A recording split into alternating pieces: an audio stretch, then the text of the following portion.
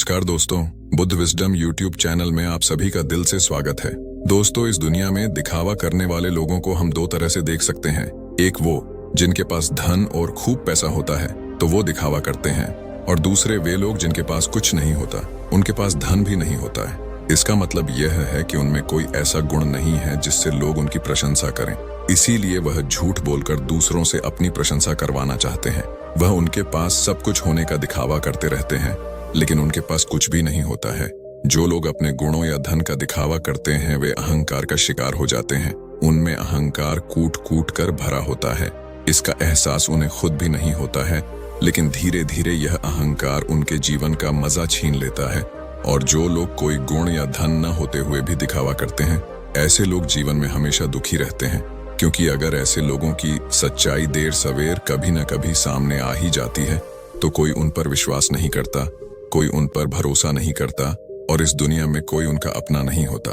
उनके परिवार वाले, यहाँ तक कि उनके माता पिता भी उन पर भरोसा नहीं करते, क्योंकि उनकी दिखावा करने की आदत उनको सबकी नजरों में नीचा बना देती है। आज की जो कहानी मैं आप लोगों को सुनाने वाला हूँ वह एक ऐसे व्यक्ति की कहानी है जो दिखावा करने की वजह से परिस्थितियों में फंसता चला जाता है, और आखिरकार उसका परिणाम क्या होता है यह तो आपको इस कहानी में ही सुनने को मिलेगा। और साथ ही आप इस कहानी में यह भी जानेंगे कि दिखावा करने वाले लोगों से किस प्रकार अपने आप को बचाया जाए, या फिर आप खुद दिखावा करने से कैसे बचें। ये सब आपको इस कहानी में सुनने को मिलेगा। दोस्तों, गौतम बुद्ध की शिक्षा हर किसी के जीवन को नई दिशा दे सकती है। अगर आप भी इसे मानते हैं तो कमेंट्स में नमो बुद्धाय लिखना मत भूलिएगा। दोस्तों, कभी कभी जीवन आपको बड़ी मुश्किल में डाल देता है। ऐसे ही मुश्किल में आनंद नाम का एक युवक फंसा हुआ था। उसे अपने घर से निकले हुए बहुत समय हो गया था, कई महीने बीत चुके थे। वह अपने घर से यह कहकर निकला था कि मैं नगर में कमाने के लिए जा रहा हूं, लेकिन बहुत समय बीतने के बाद भी उसे कोई काम नहीं मिल रहा था। इसीलिए उसने निश्चय किया कि वह किसी भी तरीके से अपनी कमाई का साधन बनाकर रहेगा। उसने अपने ही जैसे 3-4 युवकों की टोली बना ली थी, और उन सब ने योजना बनाई थी कि वह किसी भी धनवान व्यक्ति को बुद्धू बनाकर उसका धन उससे हासिल कर लेंगे। छल, कपट, झूठ और प्रपंच, यही आनंद और उसके साथियों के हथियार थे। उन्होंने ने योजना तो बना ली थी, लेकिन उन्हें यह समझ में नहीं आ रहा था कि वह अपने शिकार को ढूंढेंगे कैसे, और ढूंढने के बाद उसे बुद्धू बनाकर उसका धन कैसे लूटेंगे। आखिरकार उन चारों ने योजना बना ली।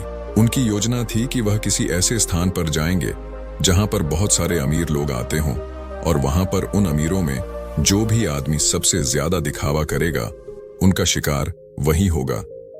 उन्होंने नगर में एक ऐसी जगह ढूंढ ली थी जहां पर नगर के ज्यादातर अमीर लोग जुआ खेलने के लिए आते थे।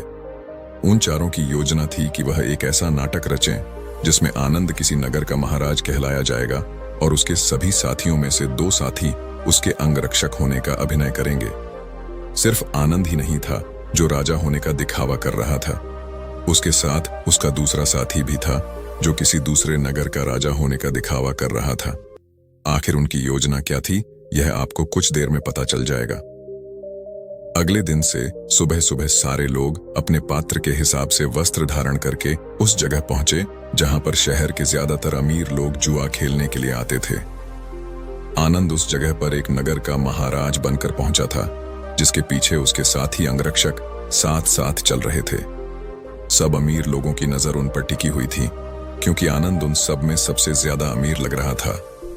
उसकी वेशभूषा बेशकीमती लग रही थी, बेहद आकर्षक लग रही थी, जिससे सभी लोग उसकी तरफ आकर्षित हो गए थे।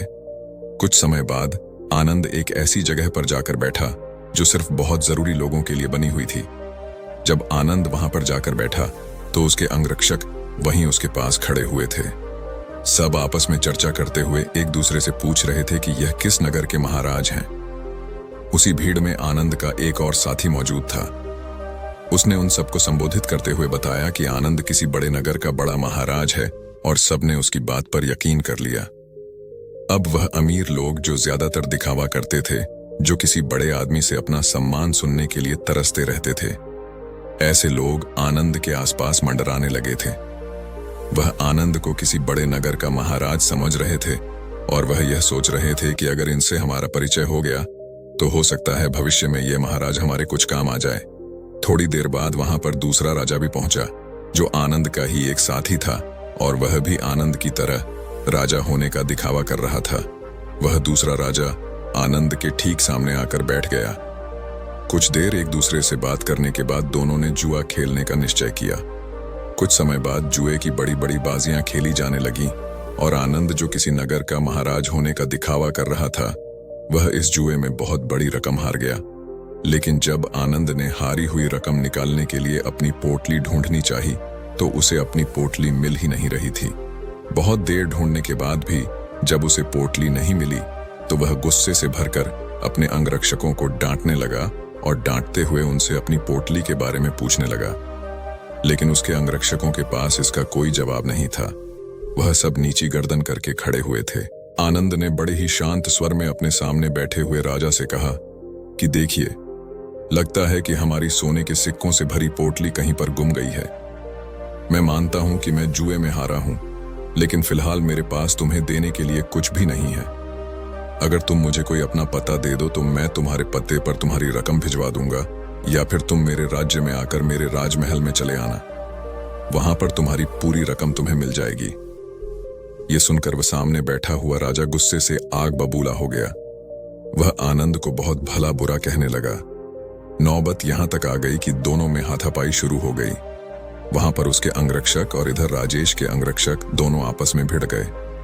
कुछ देर बाद एक अमीर आदमी उन दोनों के बीच में पहुंचा और उन दोनों का झगड़ा सुलझाते हुए उसने कहा कि महाराज, आप मुझसे कुछ धन उधार ले लीजिए। आपको लड़ने की जरूरत नहीं है। यह आपको शोभा नहीं देता। यह आपकी शान के खिलाफ है। मैं आपको धन उधार दे देता हूं। आप मेरा धन मुझे लौटा देना। यह रहा मेरा पता। और अपना पता देते हुए उस अमीर आदमी ने आनंद को बहुत सारे सोने के सिक्के दे दिए। जितने वह जुए में हारा था, उसने उसी के सामने बैठे हुए राजा के मुंह पर फेंक कर मारे और उस राजा से कहा कि हमारे लिए इन मुद्राओं की कोई कीमत नहीं है। तुम हमें जानते नहीं हो कि हम कितने बड़े महाराज हैं। हमारा नगर कितना बड़ा है, कितना खुशहाल है। अगर तुम कभी हमारे नगर में आओगे तो तुम्हें पता चलेगा इस सज्जन ने मेरी मदद की है और बदले में मैं इसे इसका इनाम जरूर दूंगा। और यह कहते हुए आनंद ने उसे अपने नगर का पता देते हुए कहा कि अगर तुम हमारी मदद नहीं करते तो शायद आज हमें अपमानित होना पड़ता, लेकिन तुमने हमारी इज्जत बचाई है और बदले में हम तुम्हें सम्मान से नवाज। तुम्हें कभी भी किसी भी चीज की जरूरत हो तो तुम बेहिचक हमारे नगर में हमारे राजमहल के अंदर चले आना। तुम्हारे लिए हमारे राजमहल के दरवाजे हमेशा खुले रहेंगे। वह अमीर आदमी तो चाहता ही यही था कि किसी तरह मेरा काम निकल जाए, किसी तरह मैं महाराज की नजर में ऊंचा बन जाऊं कि भविष्य में कोई मैं अपना काम उनसे निकलवा सकूं। थोड़ी देर बाद संध्या हो चुकी थी और संध्या समय सभी अपने घर की तरफ प्रस्थान कर गए। आनंद ने भी उस अमीर आदमी से जाने के लिए आज्ञा मांगी और कुछ समय में उसका धन वापस लौटाने का वादा करते हुए आनंद वहां से अपने अंगरक्षकों के साथ प्रस्थान कर गया। उनके द्वारा रचे गए नाटक में एक अमीर आदमी फंस चुका था, जिससे उन्होंने बहुत सारा धन भी ऐंठ लिया था। आनंद ने योजना बनाई थी कि जैसे ही वह किसी अमीर आदमी को बेवकूफ बना देगा, तभी वह इस नगर को छोड़ देगा, क्योंकि यहां पर रहना अब खतरनाक साबित हो सकता था। इसीलिए उसने अपने साथी को बुलाने के लिए कहा, जो दूसरे राजा का अभिनय कर रहा था, क्योंकि सोने के सिक्कों से भरी पोटली तो उसी के पास थी। लेकिन बहुत ढूंढने के बाद भी आनंद का साथी उसे कहीं नहीं मिला। अब आनंद को आभास हो गया था कि उसके साथी ने उसको बेवकूफ बना आया है और सारा धन लेकर रफू चक्कर हो गया है। जब आनंद को इस बात का पता चला तो उसे बहुत दुख हुआ। उसे कोई रास्ता नहीं सूझ रहा था। बिना धन के वह इस नगर को छोड़ भी नहीं सकता था, क्योंकि कहीं जाने के लिए भी धन चाहिए था। और जिस अमीर आदमी से उसने धन उधार लिया था, वह उसे इस नगर में जरूर किसी न किसी दिन पकड़ लेगा, और जिस दिन वह उसे पकड़ लेगा उसे लंबी कारावास हो जाएगी। यहाँ पर समझने की बात यह थी कि वह अमीर आदमी उन लोगों के बीच में दिखावा करने की कोशिश कर रहा था कि मैं राजा के कितने करीब हूं। मैं उनकी मदद करता हूं ताकि दूसरे अमीर लोगों को यह लगे कि उसके संपर्क बहुत ऊंचे ऊंचे हैं। ये बहुत अमीर और बहुत रईस लोगों के बीच में उठता बैठता है, जिससे उसका ओहदा अपने साथियों के बीच बढ़ सके। इसीलिए उसने दिखावे की वजह से आनंद रूपी राजा को वह धन उधार दे दिया था। और आनंद तो जैसा कि आप सबको पता है, वह तो इसीलिए दिखावा कर रहा था कि वह किसी को अपना शिकार बना सके। लेकिन वह कहते हैं कि जैसी करनी वैसी भरनी, दोनों को दिखावे की सजा मिली। उस अमीर आदमी का धन लुट गया और यहां आनंद को उसके साथी ने ही बेवकूफ बना दिया था।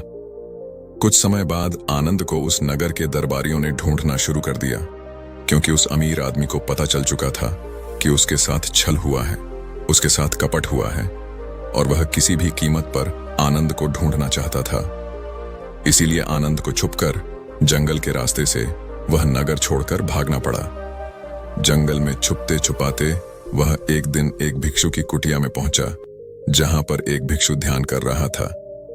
आनंद उस भिक्षु के चेहरे की सादगी देखकर उसकी तरफ बहुत आकर्षित हो गया। उनके ध्यान से बाहर आने का इंतजार करने लगा। कुछ देर बाद भिक्षु ने जब अपनी आंखें खोली तो उन्होंने सामने बैठे आनंद को देखा।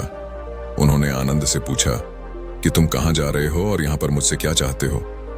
आनंद उनके चरणों में गिर पड़ा और रोते हुए उनको बोला, गुरुदेव, मैं दिखावा कर कर थक चुका हूं। मुझे कोई रास्ता नजर नहीं आ रहा।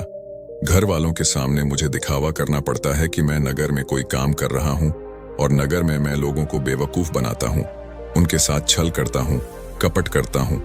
मेरा पूरा अस्तित्व दिखावे पर टिका हुआ है। कृपया करके मुझे कोई ऐसा तरीका बताएं जिससे मैं आपकी तरह सादगी भरा जीवन जी सकूं, खुश होकर शांत होकर अपने जीवन का मजा ले सकूं। मैं थक गया हूं। भिक्षु ने मुस्कुराते हुए कहा कि सारी दुनिया दिखावा ही तो कर रही है। कोई अगर तुमसे कहता है कि तुम तो बहुत ही ईमानदार आदमी हो तो तुम खुश हो जाते हो, यह जानते हुए कि तुम एक झूठे और मक्कार आदमी हो। हर जगह हर परिस्थिति में जब भी किसी इंसान को मौका मिलता है तो वह दिखावा करने से चूकता नहीं है। यह तुमने भी जरूर महसूस किया होगा। दिखावा करने के बाद तुम्हें तो यह लगता है कि तुम बहुत समझदार हो, तुम चालाक हो, लेकिन चालाक होने के कारण तुम्हारे जीवन की सरलता खो जाती है। तुम साधारण नहीं रह पाते। तुम हर जगह दिखावा करने की कोशिश करते हो और इसीलिए जीवन के आनंद को तुम कभी महसूस ही नहीं कर पाते। लेकिन समझने की बात यह होती है कि आदमी दूसरे के सामने दिखावा तभी करता है जब वह सामने वाले की नजर में ऊंचा होना चाहता है। अगर तुम सामने वाले से प्रभावित नहीं होते तो तुम्हें दिखावा करने की कोई जरूरत ही नहीं रहेगी, क्योंकि तुम किसी न किसी तरह सामने वाले आदमी को आकर्षित करना चाहते हो, उसे अपनी ओर खींचना चाहते हो, और यही दिखावे का सबसे बड़ा कारण होता है। लेकिन जो इंसान तुम्हारे दिखावा करने की वजह से तुम्हारी तरफ आकर्षित हुआ है, तो कल अगर उसे तुम्हारी सच्चाई पता चलेगी तो वह तुमसे दूर भी हो जाएगा। इसीलिए दिखावा करने की वजह से अपने भी हमसे दूर होते चले जाते हैं। हमें इसका कभी एहसास ही नहीं होता और हम अकेले पड़ते चले जाते हैं। आखिरकार हम पाते हैं कि हमारे आसपास कोई भी मौजूद नहीं है जिसे हम अपना कह सके, जिससे हम अपने दिल की बात कर सके, क्योंकि हर इंसान के सामने हमने सिर्फ दिखावा ही किया है। लेकिन जो इंसान अपने आप को जानता है, अपने एकांत में स्थापित हो गया है, उसे किसी के आने जाने से कोई फर्क नहीं पड़ता। वह तो बस अपने एकांत का आनंद उठाता है। कोई आए तो ठीक और जाए तो भी ठीक। वह किसी को आकर्षित करने की कोशिश नहीं करेगा और इसीलिए उसका जीवन सरल होता चला जाएगा, साधारण होता चला जाएगा। और जितने सरल तुम बनते जाओगे, उतनी ही आसानी से तुम ध्यान में प्रविष्ट हो पाओगे। जीवन एक परीक्षा है, लेकिन कुछ लोग उस परीक्षा में संघर्ष नहीं कर पाते और वह लोग एक दिखावे का रास्ता अपना लेते हैं। उस जीवन को पूरी सच्चाई से जीना ही नहीं चाहते। वह खुद की सच्चाई को भी खुद स्वीकार नहीं करना चाहते। ऐसे बहुत से लोग होते हैं जिनके अंदर बहुत सारी बुराइयां होती हैं, लेकिन वह अपनी बुराइयों को कभी खुद महसूस ही नहीं कर पाते, खुद स्वीकार ही नहीं कर पाते। उन्हें पता होता है कि उनके अंदर यह कमी है, लेकिन अहंकार दिखावे के कारण न तो वह अपनी बुराई सामने वाले के सामने बता पाते हैं और न ही उसको खुद स्वीकार करके उसको ठीक कर पाते हैं। इसीलिए सबसे पहले दिखावे की दुनिया को छोड़ो, बनावटी दुनिया को दूर हटा दो, क्योंकि जब बनावटी दुनिया तुमसे दूर होगी तो ही तुम्हारा मन स्वच्छ हो पाएगा, निर्मल हो पाएगा। और जितना मन तुम्हारा निर्मल होगा, उतने ही अच्छे लोग तुम्हारे संपर्क में आते रहेंगे। और जितना कपटी तुम्हारा मन होगा तो कपटी लोग ही तुम्हें मिलते जाएंगे। हमें वही लोग जीवन में टकराते हैं जिस तरह का हमारा खुद का नजरिया होता है। अगर हमारा नजरिया साफ है, शुद्ध है, तो हमें शुद्ध लोग ही टकराएंगे और वहीं पर अगर हमारा नजरिया कपट से भरा हुआ है, धोखे से भरा हुआ है, तो हमें रास्ते में ऐसे ही लोग टकराएंगे। तुम किसी को धोखा दोगे, कोई तुम्हें धोखा देगा, और यह गोला निरंतर चलता रहता है। इस चक्र से बाहर आने का सिर्फ एक ही तरीका है, किसी को आकर्षित करने की कोशिश मत करो, किसी को भी जबरदस्ती झूठ बोलकर खुश करने की कोशिश मत करो। बस तुम अगर यह छोटा सा सिद्धांत अपना लेते हो तो तुम्हारी बनावटी दुनिया कब सच में बदल जाएगी तुम्हें पता ही नहीं चलेगा। साधारण रहकर, सरल रहकर, ध्यान की गहराइयों से अपने जीवन का परिचय कराओ, तब तुम्हें जीवन के आनंद का पता चलेगा। तब तुम समझोगे कि जीवन के असली मायने क्या होते हैं। किसी को बेवकूफ बनाना, किसी को झूठ बोलना, जबरदस्ती दिखावा करना, यह जीवन नहीं है। यह कुछ और है। यह दुख है, यह संताप है, और यही दुखों का कारण है। इसीलिए तुम दुखों को काटना चाहते हो तो सबसे पहले इस पेड़ की जड़ को उखाड़ कर फेंको जो दिखावे का पौधा तुमने लगा रखा है। और ये कहकर वह भिक्षु कुटिया के अंदर चला गया। उनके जाने के बाद आनंद ने महसूस किया कि उसके जीवन में जितनी भी समस्याएं हैं, उसके पीछे मूलभूत कारण उसका दिखावा ही है। अगर वह दिखावा करना छोड़ ढाढ़ देता है तो जाहिर सी बात है वह झूठ बोलना भी छोड़ देगा। फिर कैसी भी परिस्थिति हो, वह सिर्फ सच बोलेगा, और जब सच बोलने की हिम्मत उसमें आ जाएगी तो उसका जीवन खुद ही परिवर्तित हो जाएगा। ऐसे ही विचारों में डूबा हुआ वह उस जंगल को पार कर गया। तो दोस्तों, कैसी लगी आपको यह कहानी कमेंट सेक्शन में जरूर बताना। और दोस्तों, इस कहानी को आप अपने परिवार या मित्रों के साथ शेयर करके उन्हें भी बुद्ध के ज्ञान से अवगत करा सकते हैं। और अगर यह कहानी आपको अच्छी लगी हो तो इस वीडियो को लाइक करें और ऐसी और कहानी सुनने के लिए अपने YouTube चैनल को सब्सक्राइब करें। तो दोस्तों, मिलते हैं हम आपसे ऐसी ही एक और प्रेरणादायक कहानी के साथ। तब तक के लिए अपना ख्याल रखिए। धन्यवाद। नमो बुद्धाय।